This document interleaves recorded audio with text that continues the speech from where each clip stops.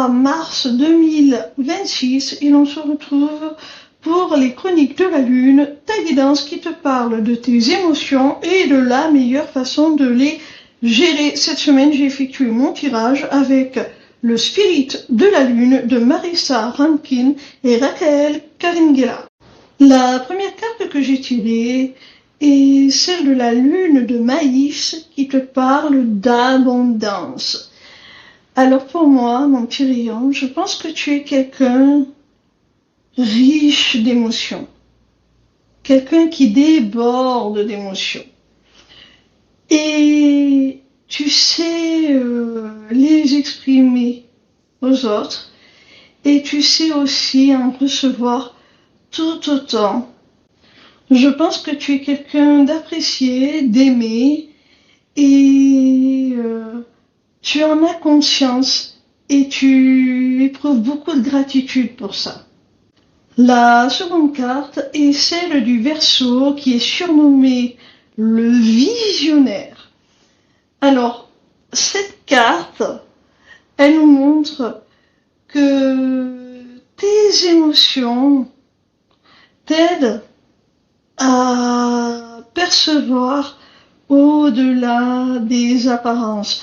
Tu as une sensibilité profonde, une grande intuition, et c'est ce qui te permet tout simplement de pouvoir anticiper ce que tes actions vont avoir comme conséquence, comme résultat. La troisième carte que j'ai tirée est celle de la super lune qui te parle de ta part sauvage. Alors mon petit rayon, j'ai vraiment la sensation que instinctivement, tu sais cerner les situations, les personnes, et pour ça, tu fais appel à tes ressentis, à tes perceptions extrasensorielles, à ce que tes émotions te transmettent comme information. Ta part sauvage, c'est aussi ta part indomptable, j'ai envie de dire. Tu ne te laisses pas dicter tes émotions par les injonctions des autres. Tu as une grande sensibilité, mais tu ne te laisses pas parasiter tes ressentis, tes émotions par celles d'une personne à proximité ou d'un environnement. Et même si tu t'aperçois que ce que tu éprouves envers une personne ou dans une certaine situation, un certain contexte, va à contre-courant de ce qu'éprouverait la majorité des gens dans ce cas-là, eh bien, tu t'en fous. C'est ta perception, c'est ton ressenti, et tu ne laisses personne le juger.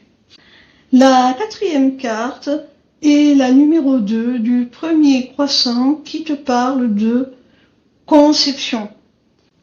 Cette carte, elle nous montre que tu utilises ta sensibilité, ce que tu perçois par les émotions que certaines rencontres ou certaines situations suscitent en toi, comme une source d'inspiration pour créer, concevoir, à la manière d'un artiste.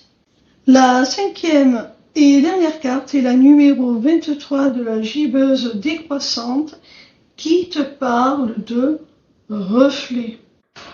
On l'a vu au cours de cette guidance, tu ne laisses pas l'environnement extérieur, les personnes qui t'entourent, altérer tes émotions. Tu sais faire le distinguo entre ce qui t'appartient et ce qui ne t'appartient pas.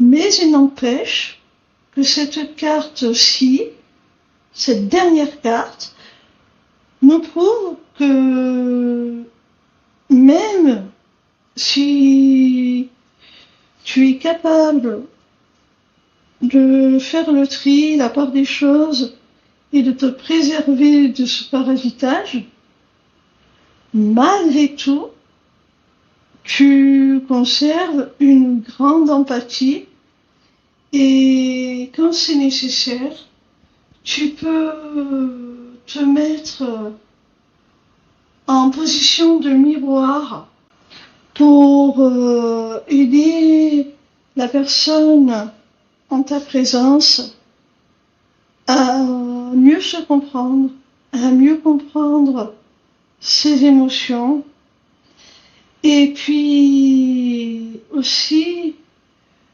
pour la faire se sentir en sécurité et entendue, comprise sur un plan émotionnel. Ce qui te permet de pouvoir accorder ton écoute, ton soutien, ton aide, tout en te préservant de trop grandes douleurs qui ne t'appartiennent pas.